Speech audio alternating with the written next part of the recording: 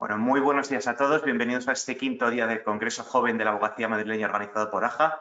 En primer lugar, y antes de presentar la ponencia sobre Rebus sic stantibus al ponente, quisiéramos dar gracias a nuestros patrocinadores porque sin ellos esto no sería posible. Para ello tenéis en la pestaña de documentos un PDF en el que tenéis las entidades que apoyan este congreso y en el que también podéis descargar, si queréis, bastantes ebooks gratuitos muy interesantes. Y ahora, sin más dilación, sí que queríamos presentar la ponencia de Rebus sic stantibus y para ello me gustaría, bueno, pues presentaros a Miguel Guerra Pérez, que si alguno de vosotros no lo conocéis, pues es director técnico de Proceso Civil de SEPIN, es presidente también de la sección de Derecho Procesal del Ilustre Colegio de Abogados de Madrid, es además miembro académico de la Fundación para la Investigación sobre el Derecho y la Empresa FIDE, es también profesor asociado de Derecho Procesal en la Universidad Carlos III de Madrid y además es abogado colegiado con más de 23 años de ejercicio profesional. Ya en el ámbito académico también es autor de decenas de artículos, ha escrito también varias monografías jurídicas y además colabora habitualmente no solo en obras colectivas, sino también en ponencias como lo que nos va a hacer hoy. Y bueno, antes de darle la palabra a Miguel, si tuvierais cualquier pregunta que quisierais formular al final de la ponencia, dentro de la funcionalidad que permite el chat, tenéis una pestaña que es preguntas, donde podéis formular todas las preguntas a Miguel que queráis. Y ahora sí, sin más dilación, muy buenos días, Miguel. Buenos días, Javier. Pues cuando quieras, por favor, estamos todos ansiosos de escuchar tu ponencia. Muchas gracias.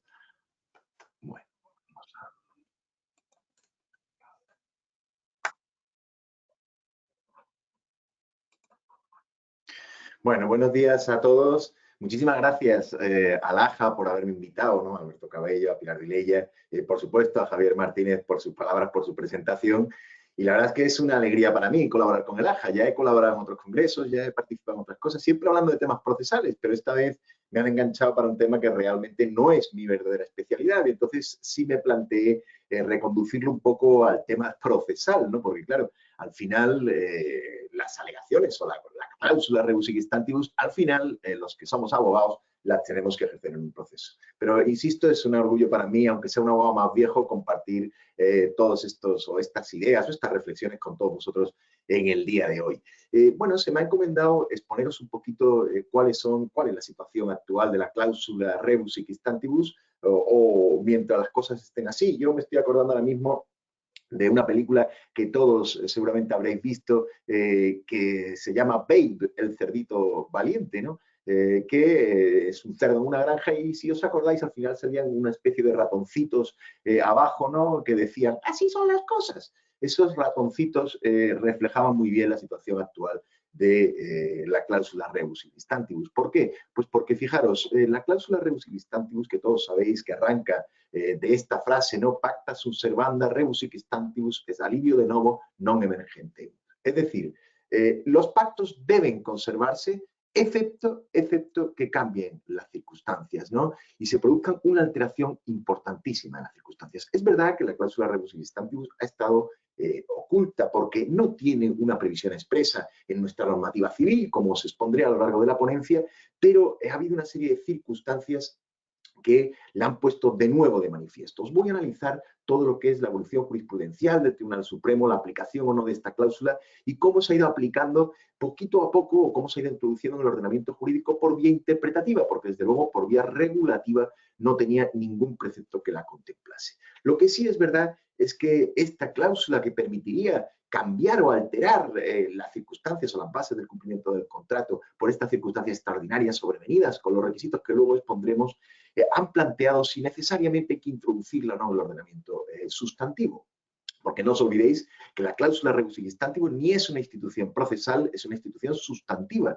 Y desde luego la pena es que se haga por vía interpretativa y no por vía regulatoria. Es verdad que hay jurisprudencia, sobre todo en el ámbito también contencioso administrativo, que la aplica o incluso en el ámbito laboral. Yo simplemente me voy a centrar en el ámbito civil. Pero se ha planteado la exigencia, ¿no? O la conveniencia más bien de su regulación. Pero claro, ha habido dos circunstancias coyunturales desde el punto de vista económico que han influido en la cláusula rebus. Fijaros, después de la Guerra Mundial ya se planteó un poco esta situación, pero ha sido la gran crisis económica de los años 2008 y siguientes, la crisis inmobiliaria, como luego os detallaré, la que llevó otra vez a plantear ante nuestros tribunales de justicia la invocación de la cláusula rebus. Y actualmente, como todos sabéis, la situación de crisis originada por la pandemia y el COVID y derivado sobre todo del estado de alarma y la crisis económica, ha vuelto a reintroducir el tema. El tema actualmente os tengo que decir que es de máxima actualidad. No hay curso que no haya una ponencia sobre la Rebus, no hay artículo que vaya sobre la Rebus. Desde luego yo, como director en este caso de la rama procesal de la editorial Cepin, permitirme que os diga que nosotros también le hemos hecho un seguimiento especial, tanto en el ámbito general como en el ámbito sobre todo de arrendamientos humanos, que es en el ámbito en el cual más resoluciones se están dictando en los últimos meses en materia de Rebus. Por eso le dedicaré una especial atención a esa mención.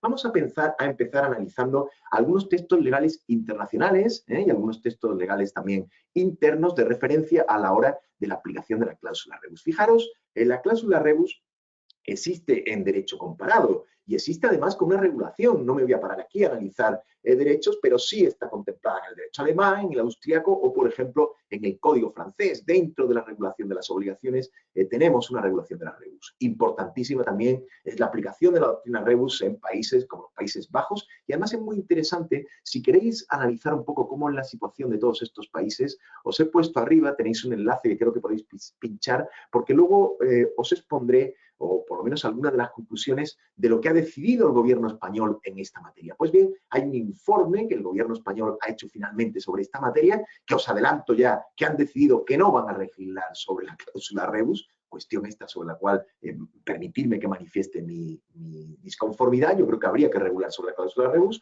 pero en este documento que tenemos aquí, sobre la Rebus Sic Stantibus de 4 de febrero del 2001, el gobierno ha hecho un análisis y estudio de todas las posibilidades y opciones legales para incorporar en el régimen jurídico español, en el ordenamiento civil español, la cláusula Rebus. Y os adelanto que ha llegado a la conclusión de que no es necesario incorporarlo y que por lo menos no es conveniente incorporarlo. ¿Por qué? Porque el gobierno español considera que no. Ya os expondré también las razones. Pero lo cierto es que la cláusula Rebus existe también en derecho italiano, en portugués o, por ejemplo, a través de lo que es la doctrina de la frustración en el derecho inglés. Sí me encanta un poco la regulación de algunos países de América Latina, como por ejemplo en el derecho argentino, que tiene dos artículos importantes dentro de lo que es la regulación de las obligaciones y contratos relativas a la cláusula Rebus, o también existen menciones en el derecho brasileño y en el derecho peruano. Es decir, España, vamos a decir que está a la cola porque no tenemos una regulación expresa que, como podéis ver, existe en muchos países, tanto del ámbito europeo como del ámbito latino. Es curioso cómo el gobierno, cuando analiza este derecho comparado, en esta propuesta de posibilidades, cuando ha decidido que no la va a incorporar en el sistema procesal civil, o en el sistema, perdón, sustantivo civil, al menos por ahora, ha llegado a una serie de conclusiones muy interesantes. En primer lugar, considera este informe de 4 de febrero de 2021, que está muy actualizado, que en los países que tienen regulación de la cláusula Rebus Sic Stantibus no es consecuencia de la pandemia generada por el COVID. Consideran que la crisis económica generada por el COVID es distinta en los diferentes sectores económicos y, por lo tanto, consideran que en ningún país, como consecuencia del COVID, se ha introducido regulación específica, incorporación de la cláusula, sino que era una regulación que ya existía con anterioridad.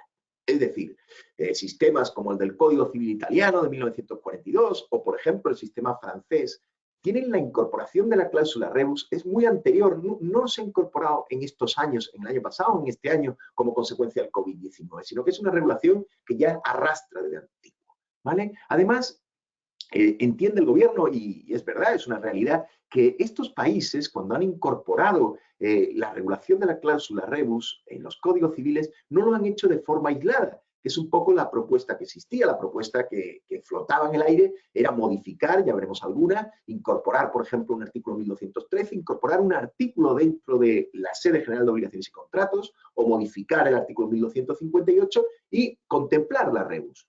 Pues bien, el gobierno, en este caso, en este informe que podéis todos consultar, señalan que jamás se ha incorporado la Rebus Sic Stantibus como consecuencia de una reforma aislada, sino que forma parte de proyectos mucho más globales que han supuesto modificaciones sustanciales y globales en todo el sistema de obligaciones, como sucedió, por ejemplo, con el BGB alemán o con el Código francés. E incluso a veces se ha incorporado como consecuencia de una reforma casi de la totalidad del Código Civil correspondiente, como se señaló en los casos del Código italiano o del portugués. Pero es que es más, la conclusión que ha traído el gobierno, insisto, este 4 de febrero del 2021, es que introducir ahora mismo la cláusula Rebus en el Código Civil no va a servir para paliar la problemática contractual, la problemática de crisis económica general derivada de los efectos del COVID.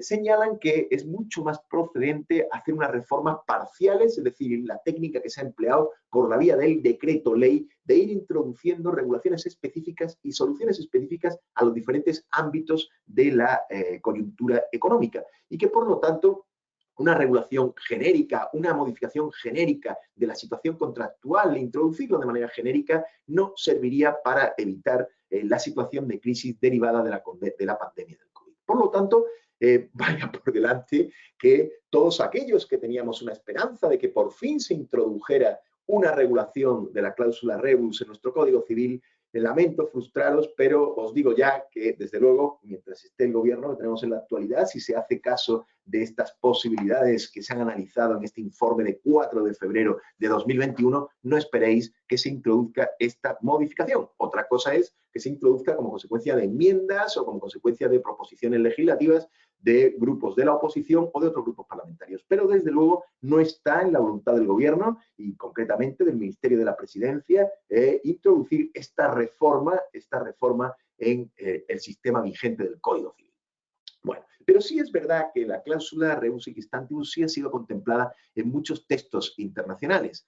En primer lugar, nos referimos, por ejemplo, a los principios UNIDROIT sobre los contratos internacionales. He cogido en 2016, pero hay otros de otros muchos años que los podéis consultar también. Tenéis un enlace en la presentación que, por supuesto, Javier, Alberto, no he dicho nada, pero estará a disposición de los asistentes. En estos principios UNIDROIT ya se señala criterios que nos van a servir a lo largo de toda la ponencia. Por ejemplo, el artículo 6.2.1 parte de la obligatoriedad contractual.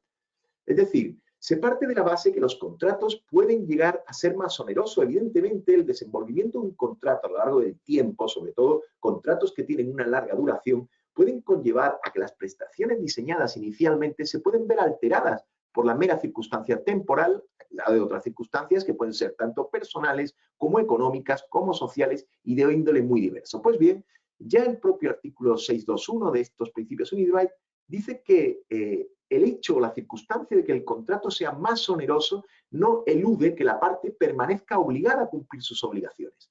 Pero a continuación añade la excepción, porque prevé lo previsto en las disposiciones sobre la excesiva onerosidad.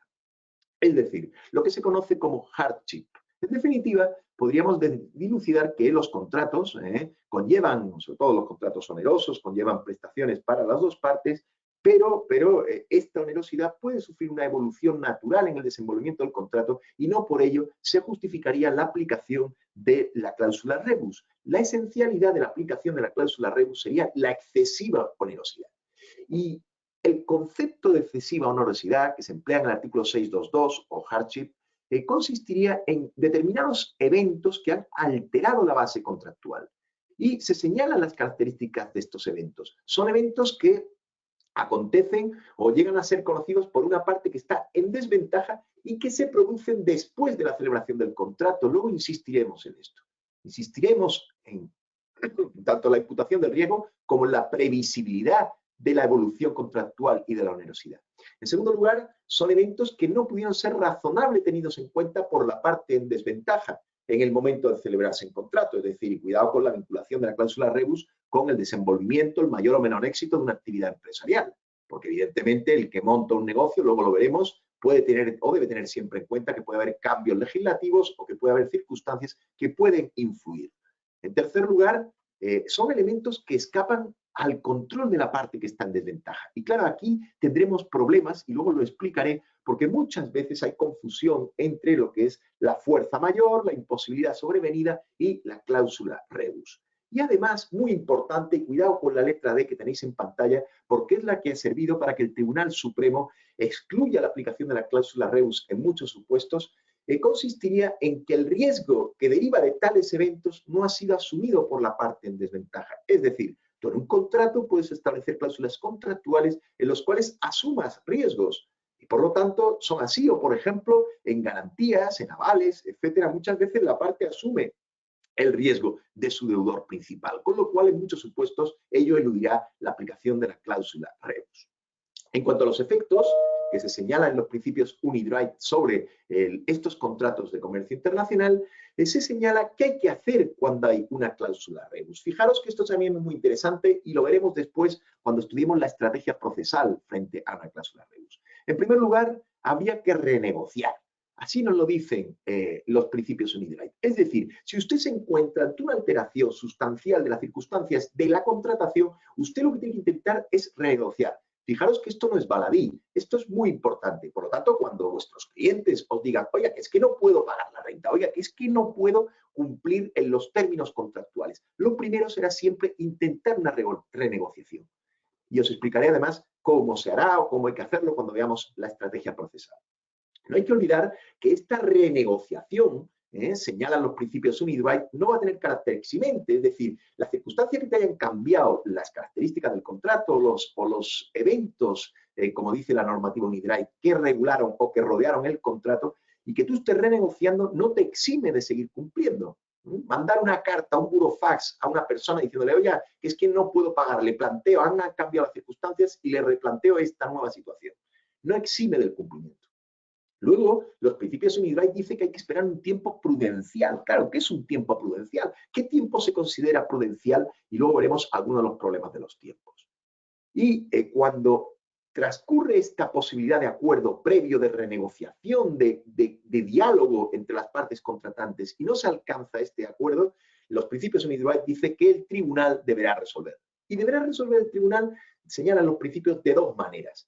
En primer lugar, puede acordar la resolución del contrato. Esto plantea a veces muchos problemas porque evidentemente tenemos principios de conservación del contrato y a veces la parte no está interesada en resolver, sino simplemente en la modificación contractual.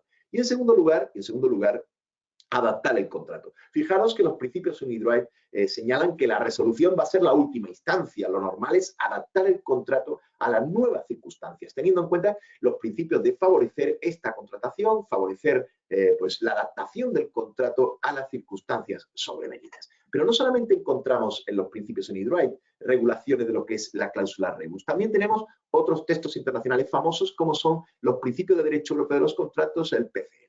Fijaros, en principio, aunque estos principios no tienen fuerza vinculante, sí son tenidos en cuenta por la jurisprudencia y, entre otras, oye, pues también por la jurisprudencia del Tribunal de Justicia de la Unión Europea. Y, por lo tanto, en estos principios se habla del cambio de las circunstancias. Volvemos a insistir en lo mismo. Se parte de la premisa de la obligatoriedad de cumplimiento contractual, del pacta sunt servanda. Las partes deben cumplir con sus obligaciones, aunque con la evolución del tiempo o como consecuencia de las circunstancias sobrevenidas le resulten más onerosas de las pactadas inicialmente y, por lo tanto, que supongan un aumento en los costes de la ejecución o una disminución del valor de contraprestación y, por lo tanto, se genere un desequilibrio. Y, sin embargo, en estos principios de derecho europeo se establece que las partes, fijaros que no dice el derecho, sino la obligación de negociar una adaptación, e incluso de poner fin, volvemos a lo de antes, modificar el contrato o resolver o poner fin al contrato cuando se produce un cambio de circunstancias y se señalan tres características. En primer lugar, que el cambio sea sobrevenido en un momento posterior a la conclusión del contrato. En segundo lugar, que no se haya podido prever esos futuros cambios que van a acaecer con posterioridad. Y en tercer lugar, a la parte afectada no se le puede exigir que cargue con el riesgo de un cambio que había afectado previamente. Con lo cual, fijaros cómo estos principios tienen un reconocimiento internacional. ¿Y qué pasa en España? Como os decía anteriormente, en España no tiene una regulación, el principio de rebus cláusulas, del principio de rebus sic stantibus no tiene una contemplación expresa en el Código Civil.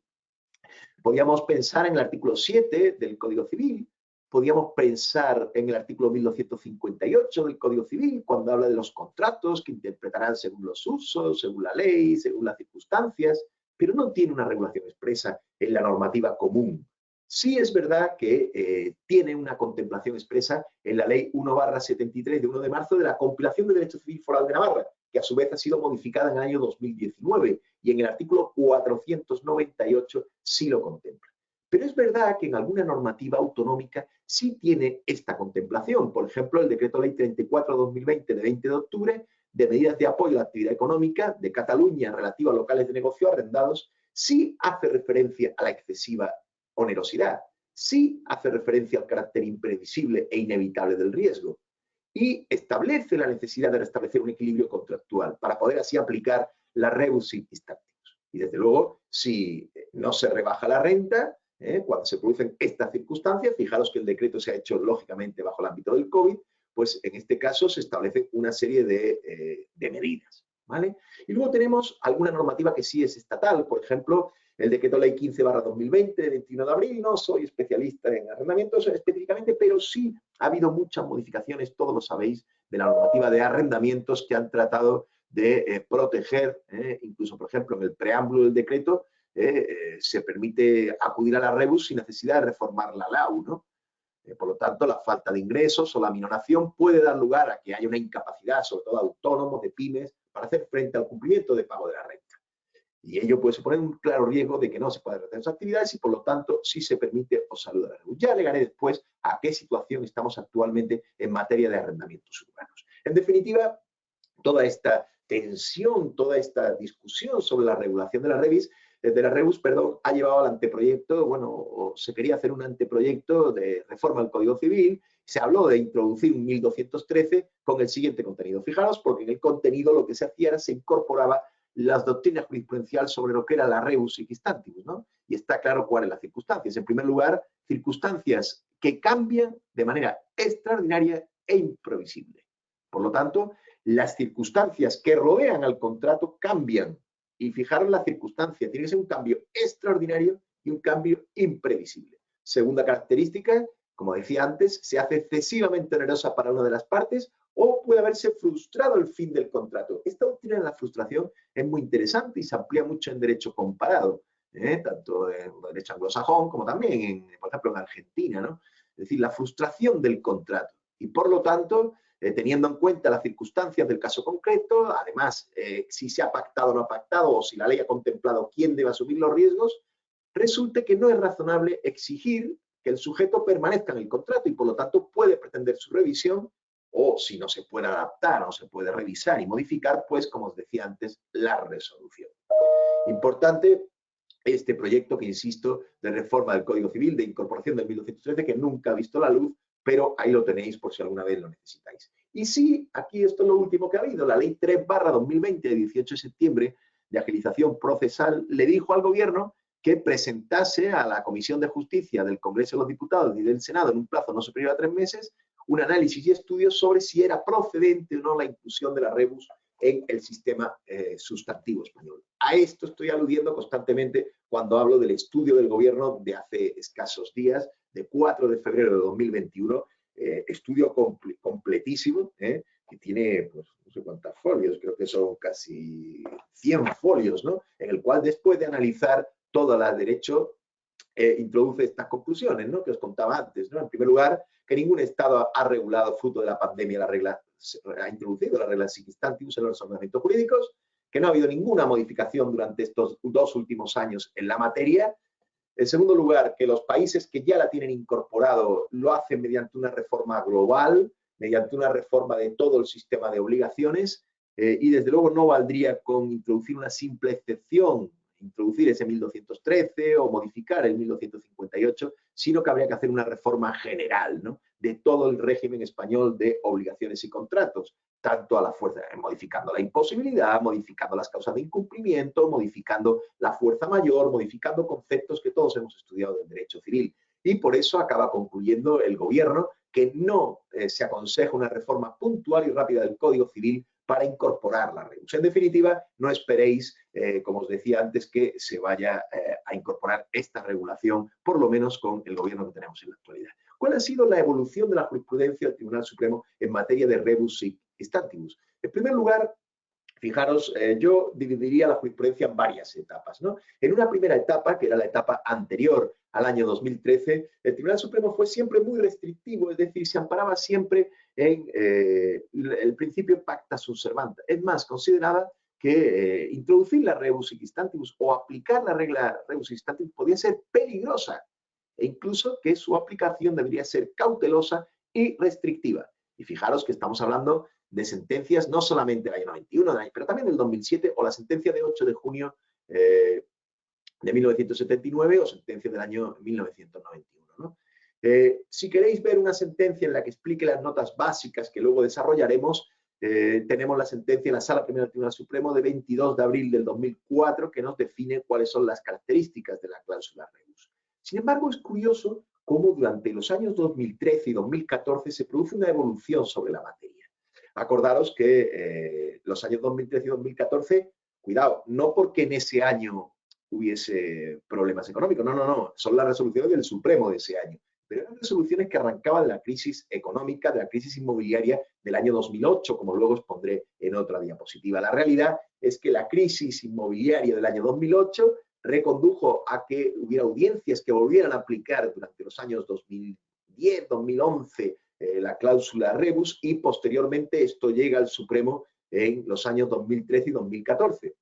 Y poco a poco en este periodo encontramos sentencias mucho más aperturistas y favorables a su aplicación, ¿no? Por ejemplo, la sentencia 17 de enero de 2013, aunque finalmente desestimó el recurso de casación y dijo que no, pero admitió que pudiera resultar aplicable en algunos supuestos. Y aquí tenéis marcadas en rojo las dos sentencias famosísimas del magistrado Orduña como ponente, que sí hablan de la aplicación de la cláusula rebus. Son las sentencias de 30 de junio y de 15 de octubre de 2014, que son un verdadero referente sobre la materia.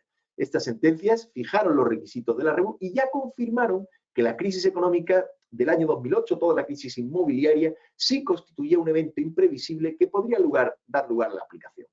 Fijaros, fueron dos supuestos distintos. El primer supuesto, el de junio, era un contrato de explotación de espacios publicitarios en los exteriores de los autobuses de una empresa municipal. Como consecuencia de la crisis, evidentemente cambiaron todas las circunstancias, cambiaron todos los cánones, cambiaron los precios y el Tribunal Supremo acabó admitiendo la aplicación de la cláusula rebus. Y el segundo supuesto era un arrendamiento de hotel de larga duración.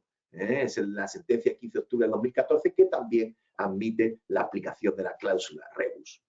Sin embargo, después de estas dos sentencias, insisto, de junio y de octubre de 2014, con posterioridad asistimos a cómo el Tribunal Supremo de nuevo vuelve una aplicación muy restrictiva de la cláusula rebus. Fijaros estas tres sentencias que os he incorporado. La de 19 de mayo de 2015 señala, por ejemplo, que a las deudas pecuniarias no se le podía aplicar en principio la imposibilidad sobrevenida de la prestación, porque siendo una obligación genérica siempre era sustituible y por lo tanto no servía la cláusula rebus para la extinción. Luego lo veremos estas sentencias en supuestos más específicos. Y sí quería resaltaros otras dos, ¿no?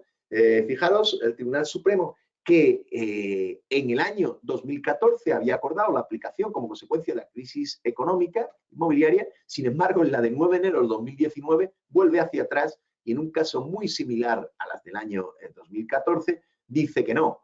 Y es esencial también esta vuelta a la tesis restrictiva, la sentencia de 15 de enero de 2019. Fijaros que esta sentencia parte del análisis y de la base de que verdaderamente reconoce que existían dos sentencias del año 2014 que admitían la posibilidad de la aplicación de la cláusula, pero reorienta la aplicación de la cláusula a la doctrina de la asunción de riesgos y por lo tanto vuelve a inaplicar la cláusula. Y a su vez cita otras tres sentencias, insisto, de los años 2014 y 2015, ¿no? Y fijaros lo que dice. Por ejemplo, en la 742-2014 declara que la crisis financiera era un suceso normal dentro de la actividad empresarial y por lo tanto no encajaba en esas circunstancias extraordinarias hoy previsibles que son la base del sustento de la modificación que conlleva la aplicación de la cláusula rebus. O por ejemplo, alude también a la sentencia 64/2015 y vuelve a lo mismo, ¿no? Que desde luego la crisis generalizada no es un simple hecho notorio, no es que justifique, ¿no? La aplicación generalizada de la cláusula rebus, ¿no? O, por ejemplo, la sentencia 237/2015 de 30 de abril, que en un caso de comprador, y aquí habría muchos supuestos que luego veremos con otra jurisprudencia, porque eran los casos típicos de compradores que no tenían la financiación de la compraventa porque no le daban el crédito y por lo tanto decían que como consecuencia de la crisis inmobiliaria no tenían los créditos para financiar la compra de vivienda y por lo tanto pedían o bien la resolución o bien la modificación. Pues bien, se consideraba la inaplicación de la misma, ¿no? Fijaros que tenemos una sentencia bastante reciente de 18 de julio del 2019 que sí nos dice, sí nos recuerda los requisitos para la aplicación. y nos dice que aunque el Código Civil no regule un mecanismo que permita extinguir las obligaciones en función de los cambios imprevisibles, la doctrina de la cláusula rebus encuentra en su fundamento los artículos 7 y 1258 del Código Civil. Y por lo tanto, aquí, pues bueno, parece que abre un poco la vía, aunque era un tema de... El caso era de modificaciones de paneles de energía solar, ¿no? Pues cambió la normativa y entonces si se podía o no esos cambios de normativa, alegar como cambio de circunstancias y sobre todo los fiadores, ¿no?, que habían intervenido en la operación, ¿no? Esta sentencia sí es interesante porque abre un poquito también la vía de cara a la aplicación de la cláusula. Bueno, ¿cuáles son los argumentos que a favor de la aplicación de la cláusula rebus encontramos en esas dos sentencias famosas de Javier Orduña de junio y de octubre de 2014, que son las que yo creo que sustentan, si queréis, invocarlo y aplicarlo? En primer lugar, vamos a ver, es verdad que la cláusula rebus es una excepción al principio pacta sunt servanda, pero señala en la sentencia que hay que compatibilizarla, es decir, hay que hacerla normal. Frente a la tradicional excepcionalidad, la excepcionalidad no puede convertirse en una regla siempre excluyente y por lo tanto hay que hacerla compatible y máximo en situaciones actuales como las que estamos viviendo ocasionadas por el COVID. Además, se señala como gran argumento a favor de la aplicación de la cláusula rebus in stantibus la preferencia y desde luego va a ser el único mecanismo a veces posible para la conservación del contrato, que desde luego nunca perdáis de vista que es un principio informador de todo el derecho contractual europeo. Es decir, mire usted, es que ante el incumplimiento, como consecuencia de la modificación de las circunstancias, todos sabemos que podemos conducir a la resolución, pero es que también hay que justificar, también hay que intentar la conservación de los contratos, frente a una aplicación generalizada de resoluciones por incumplimiento o ruptura de los vínculos contractuales. Además, señalan estas sentencias que más que aplicar reglas de equidad o de justicia, habría que ver la regla de la conmutatividad del comercio. Es decir, es esencial los equilibrios básicos. Por ejemplo, mire usted, el desequilibrio entre el pago de la renta y el disfrute del local es una cosa esencial y hay que volver al equilibrio de contraprestaciones de las partes. Y además se puede reconducir la aplicación de la regla, insisto, a los principios de buena fe que consagran los artículos 7 del Código Civil y el artículo 1258 del Código Civil en cuanto a la aplicación de los contratos. Además, es esencial en la práctica contractual la restauración del equilibrio contractual. Por lo tanto, evidentemente en los contratos onerosos, claro que puede haber una variación de la onerosidad, pero cuando esa variación de la onerosidad es brutal, pensemos en el titular de un local de negocio que no lo puede explotar porque se lo han cerrado por una normativa. Evidentemente, la onerosidad, el beneficio que conlleva el pago de la renta de ese local se ha roto de manera radical y por lo tanto habrá de tenerse en cuenta. Y desde luego, todo ello puede conllevar, como tenéis ahí, que haya una excesiva onerosidad y puede frustrarse la finalidad económica del contrato. Por lo tanto, todos estos mecanismos son los esenciales para aplicar la cláusula rebus. Y será esencial para, o bien pedir y conseguir así, ¿no?, la conservación del contrato, pero con su modificación, y evitar la resolución contractual, que al final perjudica a todo el sistema económico en general. ¿Cuáles son los requisitos de la cláusula rebus? También yo creo que lo sabemos y no habría problemas, que analizan todas esas sentencias de muy antiguo, ¿no?, que tenemos ahí, ¿no? Una alteración extraordinaria de las circunstancias. Ahora veremos jurisprudencia sobre esta materia. Una alteración extraordinaria de las circunstancias, pero es una alteración sobrevenida. Es decir, no puede ser una alteración que existiere o se pudiera prever en el momento de celebración del contrato. Por lo tanto, alteración extraordinaria y sobrevenida. En segundo lugar, esa alteración tiene que producir una desproporción exorbitante, o sea, no un simple desequilibrio. Y sobre todo, pensad que el ámbito de la rebus se va a degenerar sobre todo en los contratos de tracto sucesivo, los contratos de larga duración. Por lo tanto, evidentemente hay que mirar un poco la proporción del contrato. No vale que la desproporción sea muy limitada temporalmente, ¿no? O sea, aquí hay uno de los problemas por aquellos que sostienen que el COVID no debe generar la aplicación automática de la rebus, se señala que esa desproporción es temporal y que desde luego va a durar una circunstancia muy limitada en el tiempo, lo cual veremos muchas veces que puede conllevar no solamente la modificación de la renta, sino a lo mejor la suspensión, como luego expondremos, ¿no? Y desde luego que las circunstancias sean radicalmente imprevisibles, que no formen parte del desenvolvimiento normal de la actividad económica, ¿no? De un negocio, de un contrato o algún cambio legislativo que se pueda producir. Es decir, tiene que ser, además, como veremos, una causa no imputable a la parte. Fijaros algunos requisitos que establece la doctrina y la jurisprudencia, sobre todo Argentina o de otros países, que me parecen muy interesantes a la hora de aplicar la rebus, ¿no? Pues primero, debe existir un contrato válido. Evidentemente, si el contrato adolece algún elemento esencial, pues no bastará la alegación. Luego veremos cómo la alegamos, por vía de excepción o por vía de reconvención. En segundo lugar, la norma que introduzca la regulación de la rebus o la aplicación de la rebus no debe distinguir entre contratos. Por lo tanto, yo en contratos, puede ser contratos que generan obligaciones para una de las partes o contratos, incluso se señala, ¿no?, que se aplican contratos unilaterales, dice Argentina, ¿no? En contratos gratuitos, yo en contratos gratuitos la onerosidad creo que no la veo muy bien, pero bueno. Y el problema se plantea muchas veces en los contratos aleatorios. Hay doctrina que señala que sí y parte señala que no.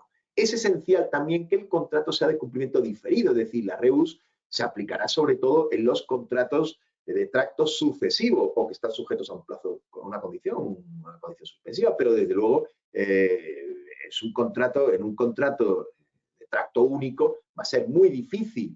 En un contrato de ejecución instantánea no es posible una frustración porque es en ese momento en el cual han de desenvolverse las prestaciones de las partes y no va a ser un contrato que tenga un desenvolvimiento en el tiempo que justifique esa alteración sobrevenida de las circunstancias.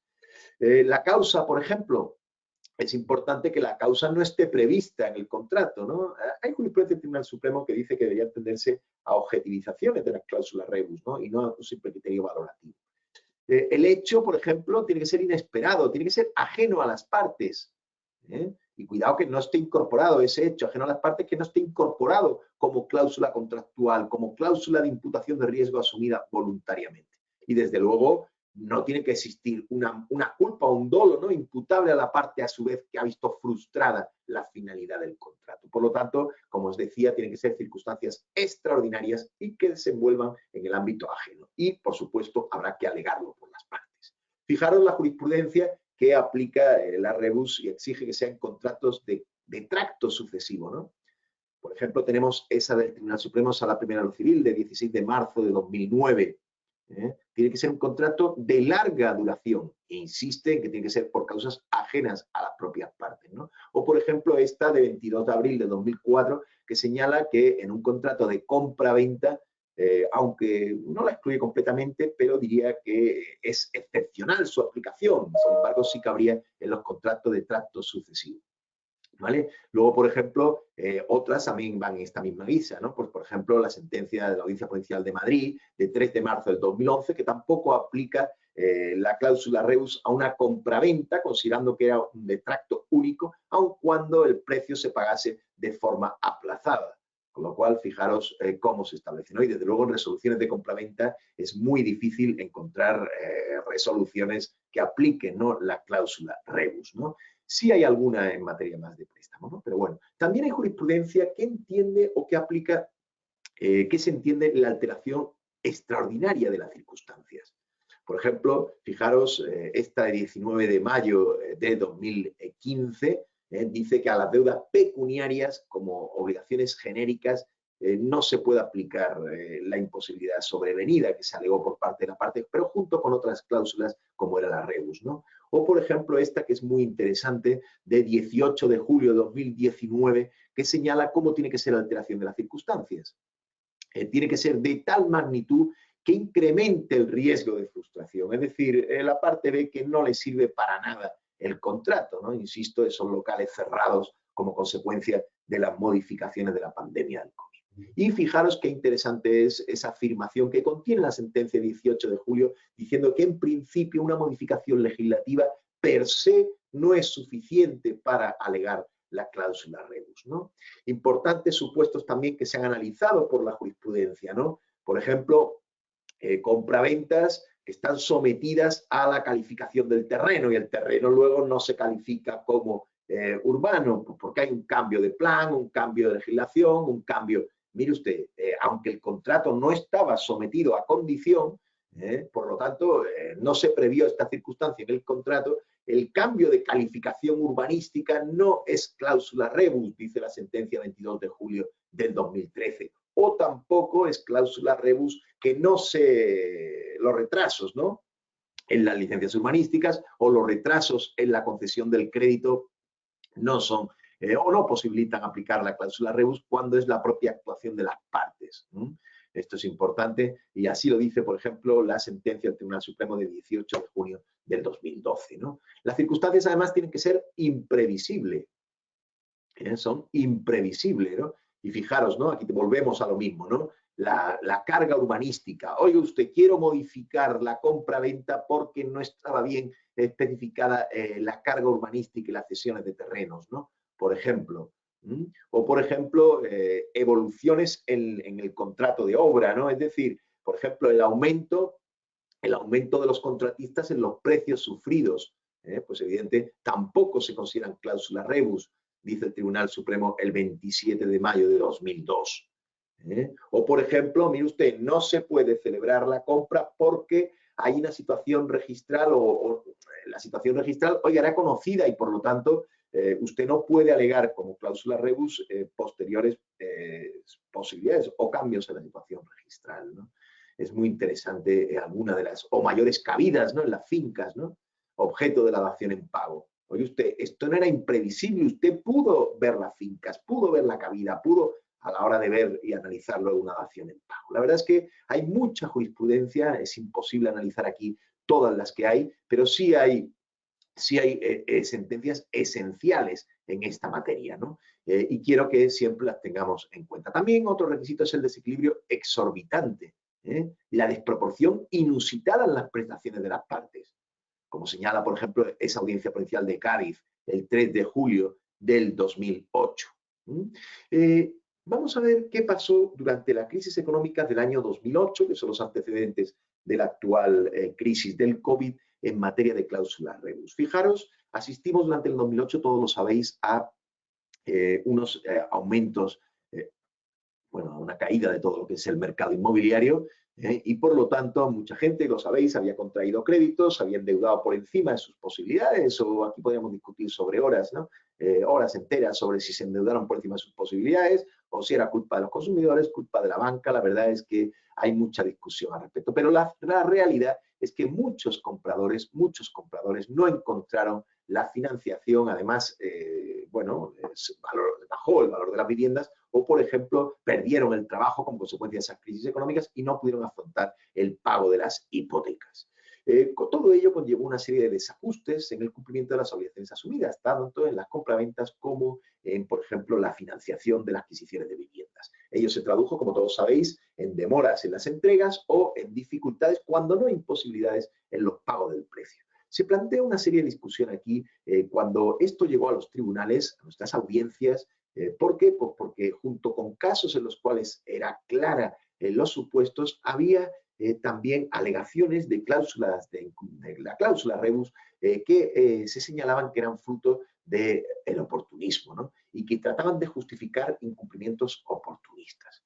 Lo cierto es que, como señala la jurisprudencia, tenemos una amplísima interpretación jurisprudencial sobre los incumplimientos en materia de crisis, sobre la imposibilidad sobrevenida, sobre la fuerza mayor, pero no tenemos una jurisprudencia muy detallada en épocas de crisis económicas tan gordas como las que se experimentó en el año 2008 y siguientes, o, por ejemplo, lo que está pasando en la actualidad como consecuencia de la pandemia.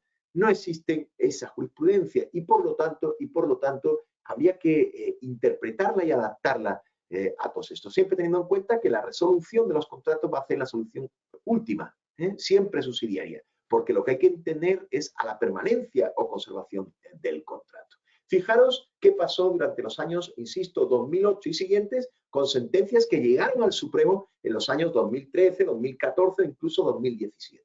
Tenemos esas dos sentencias que os cuento, de 30 de julio del 2014 o de 10 de enero del 2013, que sí acordaron la procedencia de la aplicación de la cláusula rebus, por ejemplo, en el mercado publicitario, que os contaba antes, o, por ejemplo, la resolución de compraventa por imposibilidad del comprador, que no pudo abonar el precio porque perdió el empleo, a su vez no pudo vender una vivienda de su propiedad, y esas sentencias, tanto el Tribunal Supremo como la Audiencia Provincial de Madrid, acordaron o aprobaron o o procedieron a la aplicación de la cláusula rebus. Y sin embargo, el propio Tribunal Supremo negó la procedencia de la aplicación pues, en supuestos de denegaciones de préstamos por entidades financieras o, por ejemplo, en supuestos de compra-venta de viviendas, consideró que la crisis económica no era causa suficiente para la resolución del contrato, tampoco la dificultad de obtener financiación por parte del comprador, como dijo, por ejemplo, esa importantísima sentencia del Pleno de 17 de enero de 2013.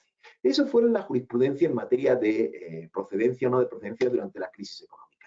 Pero sí quería, como procesalista, y esto creo que es la parte más interesante de la ponencia, cómo vamos a alegar una cláusula rebus si stantibus en un procedimiento judicial abierto. Bueno, en primer lugar, la primera conclusión que quiero sacar hoy. Habrá que tener en cuenta siempre, y me encanta la argumentación que emplea José Arzuaga Cortázar, un magistrado, un artículo publicado en la editorial Cepin sobre las consecuencias procesales que tenemos a la hora de alegar esta cláusula rebus, ¿no? En primer lugar, fijaros la conveniencia o exigencia de reclamación previa. Yo a todos los que durante el estado de alarma me decían no puedo pagar la renta, no puedo pagar, ¿qué hago, Miguel? ¿Qué es lo que tengo que hacer? Digo, por lo pronto, carta a tu casero e indicarle que hay que reunirse, hay que negociar, hay que intentar pactar, porque lo que no puede hacerse, acordaros que es un remedio subsidiario, así lo están diciendo, como os he dicho anteriormente, la aplicación de la rebus es la última instancia, y desde luego en la última instancia, una vez que se ha intentado esa renegociación a la cual aludía antes cuando hablaba de los principios de derecho europeo, por lo cual es muy importante la conveniencia, yo diría más que conveniencia, la exigencia de una reclamación previa, de una negociación previa. Y por eso muchos autores están hablando de que hay que reforzar, y sabéis que en el anteproyecto que viene de reforma procesal, que al final si sale a la luz, vuelven a introducir una especie vuelven a dar fuerza a los métodos alternativos de solución de conflicto, a estas técnicas denominadas MASC, o a la mediación, ¿no? Vuelven a introducirla incluso con carácter obligatorio antes de la interposición de la demanda. Por lo tanto, si tenemos en cuenta los retrasos de nuestros tribunales, si tenemos en cuenta encima el retraso que se ha acentuado con la crisis del estado de alarma y que por lo tanto acudir a un juzgador para que acuerde la aplicación de la cláusula rebus va a ser la última instancia. Es conveniente emprender todo mecanismo de burofax, de cartas de negociación, de actos de conciliación para intentar llegar a un acuerdo. Eso en primer lugar, como primera conclusión que quiero poneros de manifiesto en incluso fijaros, yo creo que también el tribunal lo va a valorar a la hora de ver la justificación, ¿no? O va a ver la diligencia empleada por aquel que sufre la frustración en la finalidad del contrato o la mayor onerosidad de cara a su actuación procesal. También será muy importante plantearos qué vais a alegar en vuestros escritos. ¿Vais a alegar la rebus o vais a alegar la fuerza mayor? Porque acordaros que las consecuencias son distintas. Porque acordaros que la gran diferencia entre la rebus y la fuerza mayor es que en la fuerza mayor el deudor no puede cumplir aunque quiera. Y por lo tanto ya no se le puede exigir otra conducta, siempre que haya actuado con el nivel de diligencia exigible, etc. Con lo cual, esto será muy interesante y sin embargo, en la rebus, aunque en principio sería posible cumplir, si cumpliese, a lo mejor el resultado sería ruinoso, sería exorbitante, desequilibrio, tal, con lo cual la fuerza mayor normalmente nos va a intentar abocar a una resolución por incumplimiento, una imposibilidad completa de incumplimiento. Y sin embargo, la rebus nos va a permitir mejor moderar y solamente resolver, insisto, como única instancia. Será muy importante también que el juez no se va a pronunciar sobre la rebus si no se lo hemos planteado. Es decir, ello que va a exigir, y ahora veremos cómo lo hacemos, si lo hacemos por vía de excepción o si lo hacemos por vía de reconvención. Pero desde luego, aplicando los principios civiles, normalmente si yo quiero resolver el contrato, si yo quiero modificar el contrato, tendré que pedirlo expresamente y ello será consecuencia de los principios de rogación. Y es muy importante también para evitar las posibles incongruencias de la sentencia. Por lo tanto, tendremos que valorar cuando defendemos a nuestros clientes si es conveniente presentar una demanda, si ya nos han demandado, si vamos a reconvenir, si lo vamos a alegar como excepción, etc. Y claro, vuelvo a insistir en lo mismo. Vamos a ver, seguramente nuestros clientes van a tener dificultades por la escasez de medios en estas situaciones. Evidentemente, si les han demandado, no les va a quedar más remedio que defenderse. Pero acordaros que la reconvención les va a encarecer el pleito. O acordaros que la interposición de una demanda, precisamente en esta situación de crisis económica, habrá que valorar esos criterios económicos de seguramente clientes que están en una situación de crisis económicas. Por lo tanto, como os pongo en la diapositiva, cuando se rompe esa base económica del contrato, se va a exigir al demandante demandar procesalmente. Tiene la carga de pedirlo, artículo 399 y siguiente, y tiene la carga de fijar con claridad y precisión lo que pide. Ya veremos si por demanda o por reconvención. Y en su momento, él propondrá, teniendo en cuenta siempre el principio de conservación contractual. Es decir, la resolución, insisto, por última vez, será lo último que se pida. Además, no olvidéis el principio de la carga de la prueba. Es decir, será la parte que excepciona, que contesta la demanda, o la parte que demanda pidiendo la aplicación de la rebus, o la parte que reconviene pidiendo la aplicación de la rebus, la que en virtud de las normas probatorias tendrá que aplicarse la regla de la carga de la prueba del artículo 217 y seguramente va a tener que demostrar en qué consiste esa excesiva onerosidad, también va a tener que demostrar esa alteración excepcional de las circunstancias y además, en definitiva, el desequilibrio grave y la mayor onerosidad que tiene que afrontar, ¿no? Y además tendrá que proponer en qué forma y cómo pretende la adaptación del contrato cuando no inste su resolución. Y todo eso que conlleva. ¿Sería suficiente demandar alegando como hecho notorio la crisis económica y citar, por ejemplo, una modificación legislativa que cierra los negocios, estos decretos leyes de las comunidades autónomas, o hay que alegar algo más? ¿Podríamos sostener que la crisis económica es un hecho notorio relacionado con el COVID y por lo tanto está exento de prueba y simplemente decir, mire usted, yo no pago la renta a mi local o propongo una revisión de la renta a mi local por la crisis económica? Pues fijaros, me temo que en muchos supuestos no va a ser suficiente. Y va a haber que aportar prueba documental que acredite la onerosidad, esa disminución de ingresos, esa desproporción en los medios, ese coste del local y esa ausencia de beneficios. Y ello va a haber que acreditarlo, ya sea como consecuencia de pruebas documentales o ya sea como consecuencia de pruebas periciales, porque no va a servir la alegación del hecho notorio de la crisis. Vamos a intentar convencer al juez, ¿no?, de esas circunstancias del contrato. Y la diferencia que existía entre el momento de finalización y ejecución del contrato, mire usted, yo explotaba un local y mi contabilidad era esta, mi renta era esta, mi impuesto a sociedades, y fíjese ahora lo que estoy. Y esa será la manera de acreditarlo, o bien como consecuencia de periciales que acrediten la disminución del valor. Por lo tanto, será muy importante. Y hay por eso os decía que la prueba pericial será necesaria muchas veces para convencer al juez. Y aquí hay otro problema que lo planteábamos o lo discutíamos antes de comenzar esta sesión, si a veces puedo pedir una tutela cautelar. Lo voy a, si queréis, esbozo también cuál es mi opinión, ¿no? Evidentemente, si yo pido una demanda de resolución de contrato aplicando la rebus por circunstancias de COVID o por circunstancias económicas sobrevenidas con esta acreditación de las triple exigencias que os decía anteriormente, muchas veces voy a necesitar una tutela cautelar.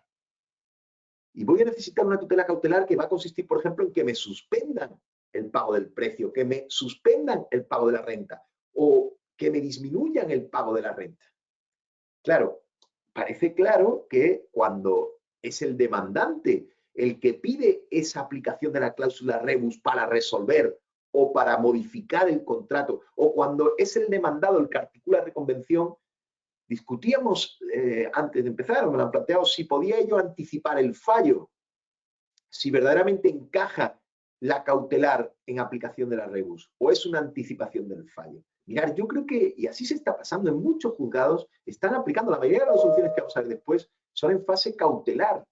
Yo creo que si la parte demandante pide una cautelar de rebus desde el punto de vista procesal, yo no le veo inconveniente y tampoco se lo veo cuando es el demandado el que reconviene. Ahora bien, si el demandado solamente excepciona, será muy difícil porque acordaros de la exigencia del artículo 723 que la medida cautelar solamente la puede pedir el actor principal o reconvencional, pero desde luego un simple demandado que excepciona no podría conseguir esa tutela cautelar.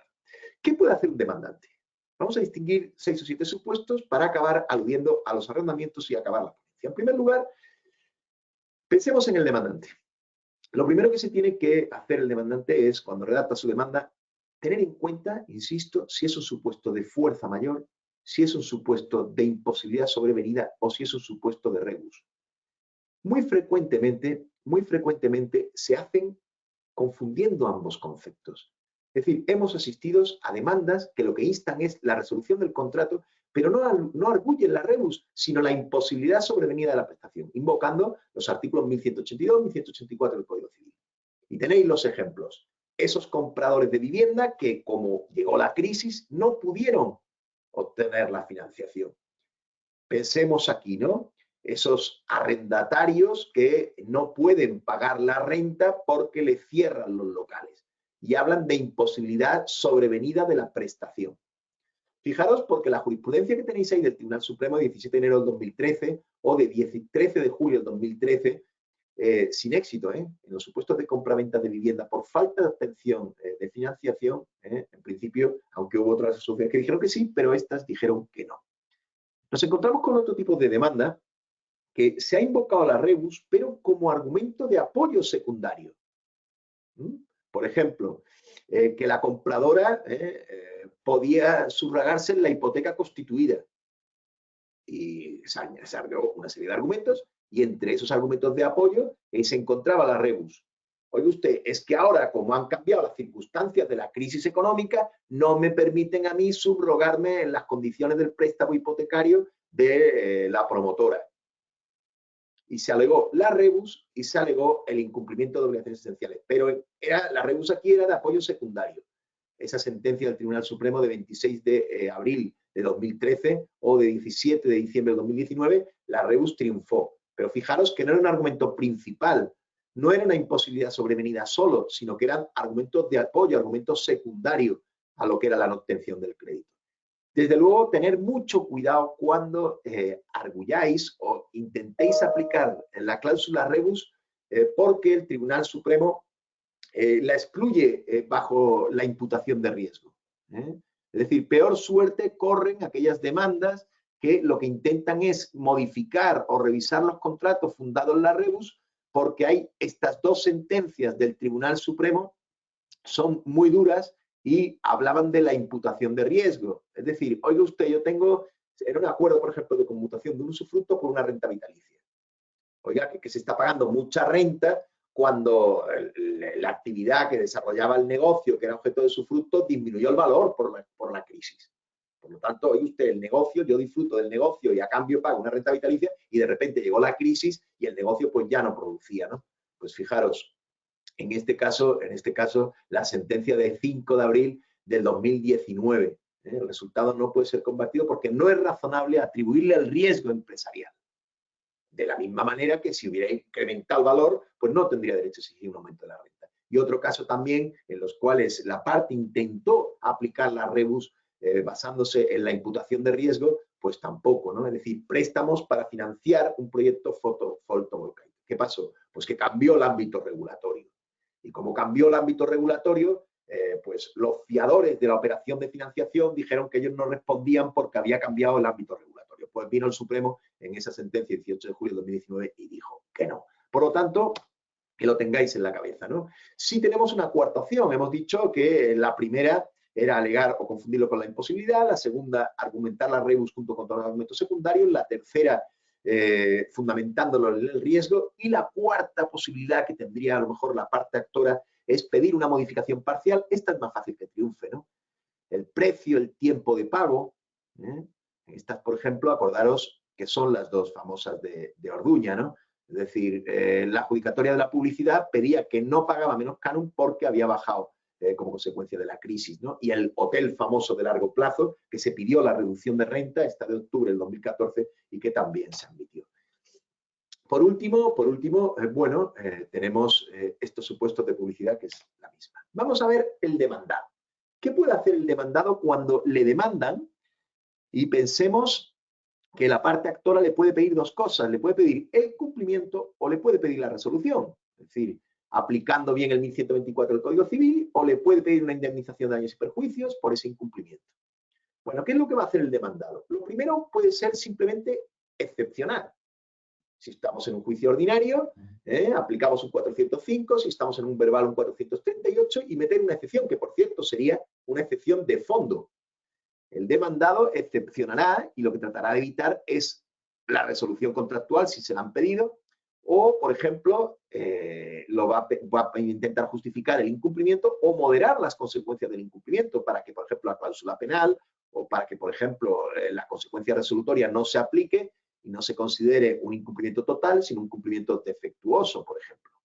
Lógicamente, el demandado aquí va a pedir las dos cosas. Puede pedir o la desestimación total de la demanda o la desestimación parcial. ¿Qué artículos va a invocar? Acordaros que la rebus la podemos reconducir al artículo 7 del Código Civil o al artículo 1258. Pero lo que, bueno, dice, no procede a exigir el cumplimiento ante la situación de COVID o de crisis. Es decir, bueno, es lo que va a alegar él. Oiga, han cambiado las circunstancias, hay una onerosidad, hay una alteración grave de las circunstancias y, por lo tanto, no procede el cumplimiento de las obligaciones porque sería contrario a la buena fe, contrario al equilibrio, contrario al artículo 7, artículo 1258 del Código Civil.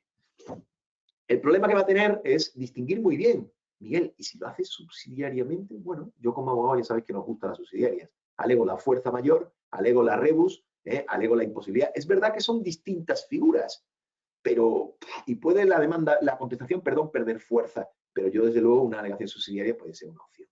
Y acordaros también, muy importante, que produce efectos preclusivos, con lo cual todos aquellos que tengáis pleitos ya abiertos y que no hayáis alegado la rebus, lo tendréis muy difícil por los efectos preclusivos de las contestaciones a la demanda, del artículo 405, del artículo 438.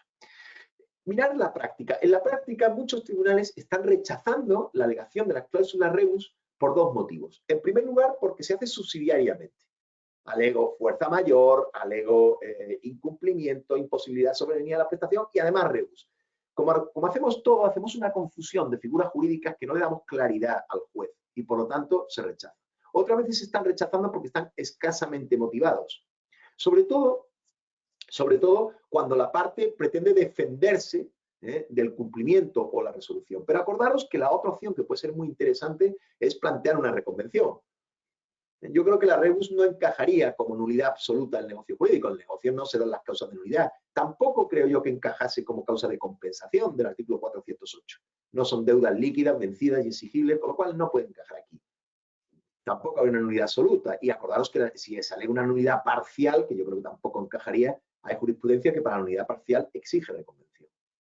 Pero la gran opción que tiene el demandado es formular reconvención. Y va a formular reconvención el demandado primero porque quiere conservar el contrato, pensar que la parte actora le ha pedido la resolución, pues la parte actor demandada reconviene pretendiendo conservar el contrato, se opone a la petición de cumplimiento, justifica el incumplimiento y solicita una consecuencia menor. Estos serían aquellos supuestos en los cuales yo quiero seguir siendo arrendatario de la finca, pero quiero oponerme a la petición de pago de la renta, le justifico el incumplimiento y le pido que me rebaje la renta o que me suspenda la renta. Eso exigiría reconvención. Una segunda opción sería la parte que quiere conservar el contrato pero modificarlo. No una medida cautelar, no una situación temporal, sino simplemente modificar el contrato de aquí en adelante, una novación. Pues evidentemente tendría que formular una reconvención. Desde luego, a veces es el propio demandado el que quiere resolver el contrato. En este caso no tendrá más remedio que formular una reconvención. ¿Vale? Y aquí tenéis dos sentencias que analizan estos supuestos. Y vamos a acabar analizando la cláusula rebus en arrendamientos humanos, que es donde más jurisprudencia hay. Todos sabéis que ha habido una serie de reales decretos leyes que han tratado de proteger tanto los arrendamientos de vivienda como los arrendamientos de uso distinto de la vivienda. Tenemos un montón de medidas legales que no voy a exponer aquí, tanto en el ámbito de arrendamiento de vivienda, sobre todo, fijaros que en materia de locales, en la materia estatal me estoy refiriendo, el Real Decreto Ley 35/2020, la verdad es que fue un desastre porque es de 22 de diciembre y la solicitud que tenían los empresarios era esas moratorias o reducciones, no había ni un mes para ejercitar la opción. Pero normalmente, ¿qué es lo que pasa? Pues que el arrendatario pide moratorias, que se retrase, o pide que se reduzca la renta, o que se suspenda el pago de la renta, o por ejemplo que no se haga efectivo la garantía. Y fijaros que la mayoría de las cosas que se están planteando a día de hoy son como tutela cautelar. Hay resoluciones que se dictaron en su momento con la crisis económica, pero me voy a centrar sobre todo en el COVID. Fijaros, en relación a la situación económicas, en materia arrendaticias, tenemos dos sentencias a favor, insisto que no se refieren a COVID, se refieren a situación económica, y una en contra. La primera a favor de 18 de julio del 2019. Una alteración de las circunstancias que fue imprevisible y se admitió. Y la famosa de Orduña, de 15 de octubre del 2014, ese hotel, arrendamiento hotel de larga duración, que había cambiado todo, la crisis económica, sí se aplicó la cláusula rebus. Pero lo cierto es que el Tribunal Supremo casi siempre en arrendamientos está manifestándose en contra en función de las crisis económicas. Y ahí tenemos esa sentencia de 15 de enero del 2019. Pero sí hay en materia también de crisis económicas. Pero me voy a centrar sobre todo, para finalizar, con la sentencia de los juzgados en materia de COVID. ¿Vale? En materia de COVID. Fijaros qué curioso, ¿no? Estas sentencias que son muy interesantes, porque la primera duda que se planteaba era si era posible aplicar conjuntamente la rebus y conjuntamente las consecuencias que preveía, por ejemplo, el Real Decreto Ley 15/2020. Interesantísima la sentencia del Juzgado de Primera Instancia de Barcelona de 8 de enero de 2021, que dice que la promulgación del Decreto Ley 15/2020 no impide acudir a la cláusula rebus en aras a solicitar una medida que establezca la equidad en el contrato. Con lo cual, fijaros, se permite la rebaja.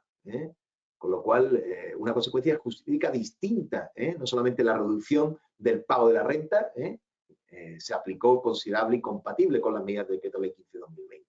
O, por ejemplo, Cáceres, ¿no? Se reduce la renta en un 25% durante el tiempo que tuvo que cerrar el local y un 40% hasta la finalización del estado de alarma.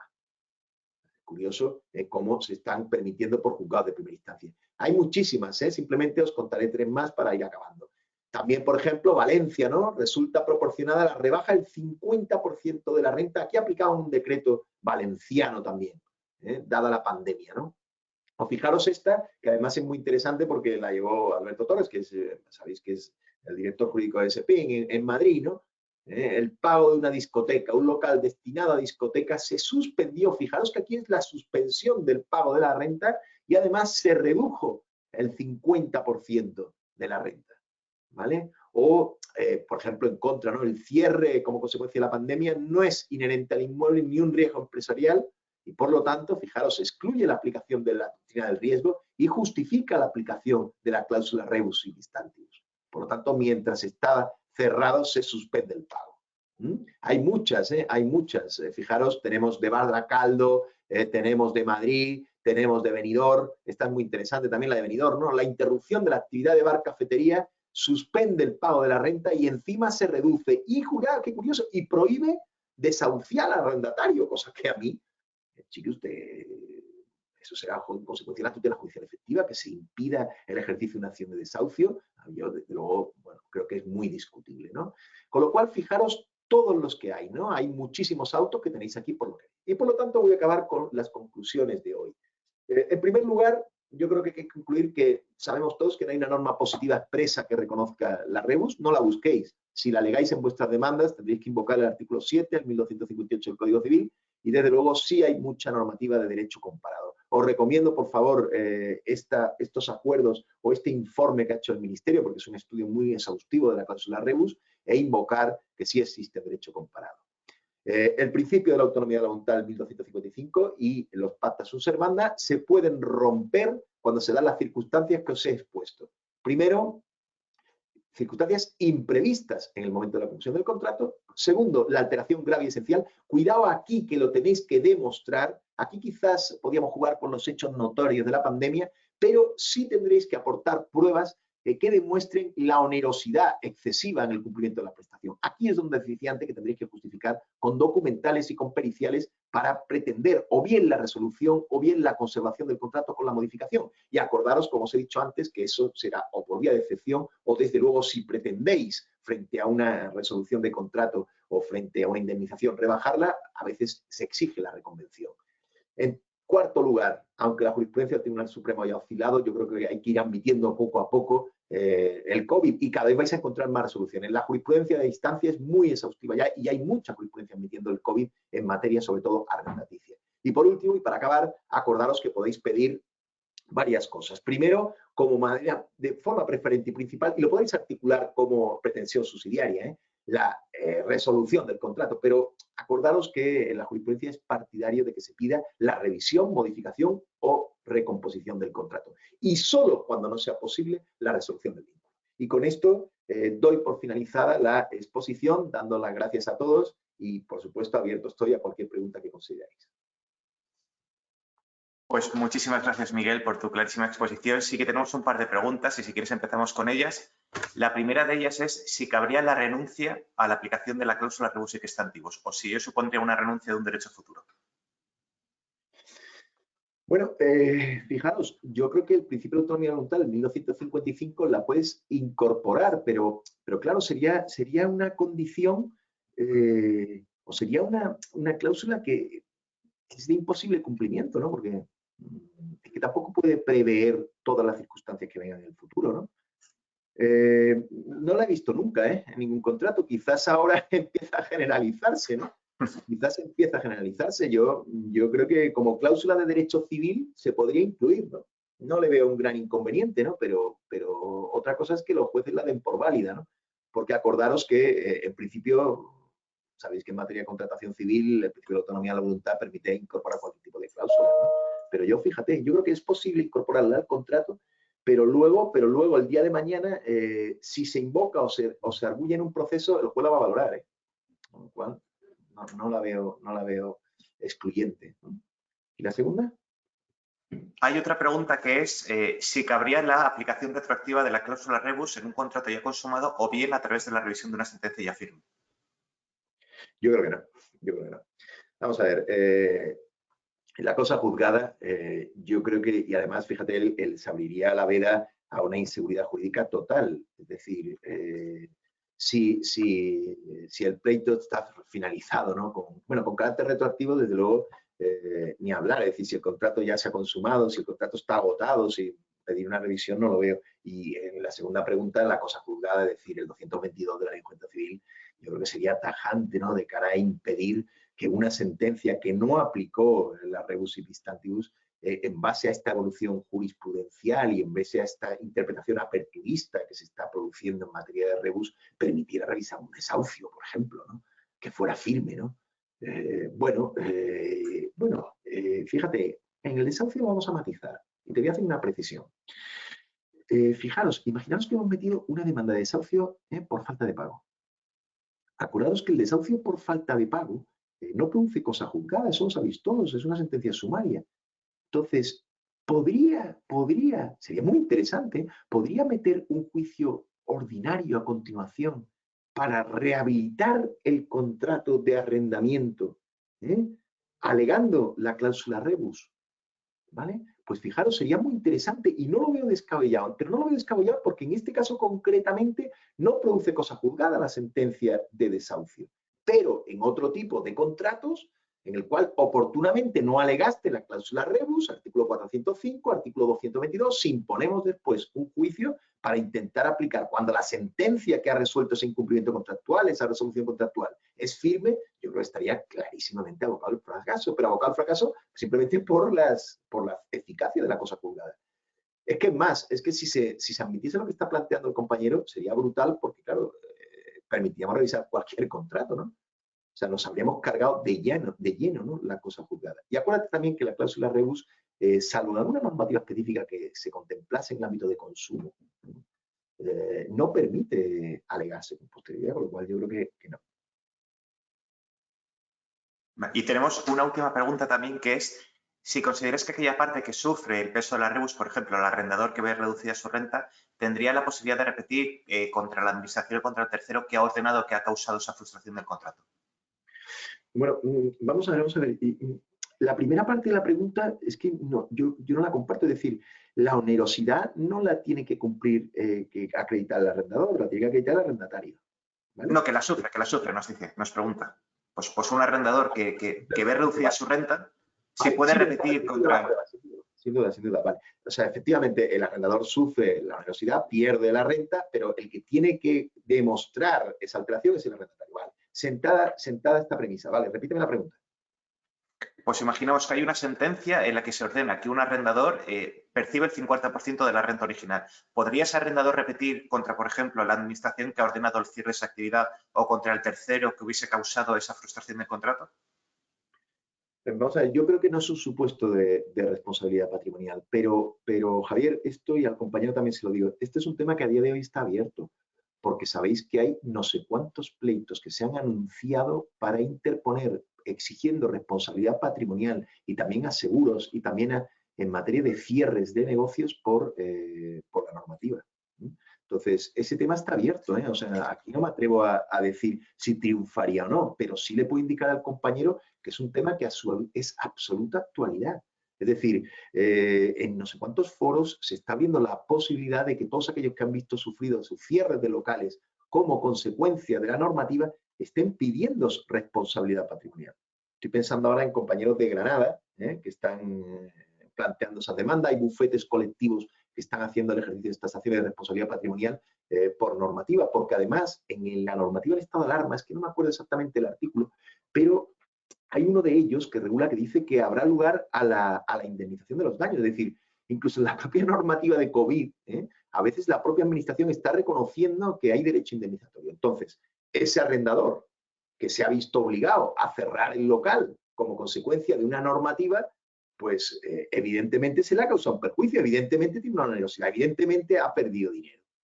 Y habrá que esperar, ¿no? Habrá que esperar a ver si estas demandas que se han anunciado y que deben estar ahora mismo presentadas, deben estar presentadas, pero no sé todavía la suerte ni soy consciente de ninguna de ellas haya llegado a buen término.